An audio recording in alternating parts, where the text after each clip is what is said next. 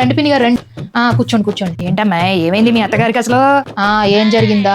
లేదు లేదు, వేలే ఇరిగిపోయింది, మొత్తం ఇరిగిపోయింది. అక్కడ గుడికి వెళ్ళామని చెప్పాం కదా, ఆ గుండు మెట్టు ఒకే రంగుగా ఉందంట, చూసుకోలేదు, దబ్బుకిని జారిపోయి పడిపోయారు. ఇప్పుడు కట్టులంతా ఏం వేయట్లేదుగా, ఆపరేషన్ చేసేసారు. ఓపెన్ చేసి లోపల పిన్నులంట వేసేసారు. కట్టు తడవకూడదు, పని చేయకూడదు, బొరువెత్తకూడదు, ఏమీ చేయకూడదు, కాస్త రెస్ట్ గానే ఉండాలి. రండి పెద్దత్తయ్య రండి, కూర్చోండి. అసలు ఏం జరిగిందంటే,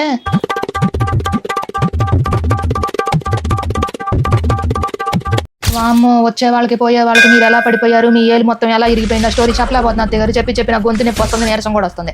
దీనికి ఒక ఉపాయం ఆలోచించాను అత్తయ్య గారు, ఆ పని చేసేస్తాను. రండి అంకుల్ రండి రండి. ఆంటీ కూర్చోండి. కోడలు పిల్ల ఏంది అత్తగారిని జాతర చూసుకోవడం తెలీదా నీకు?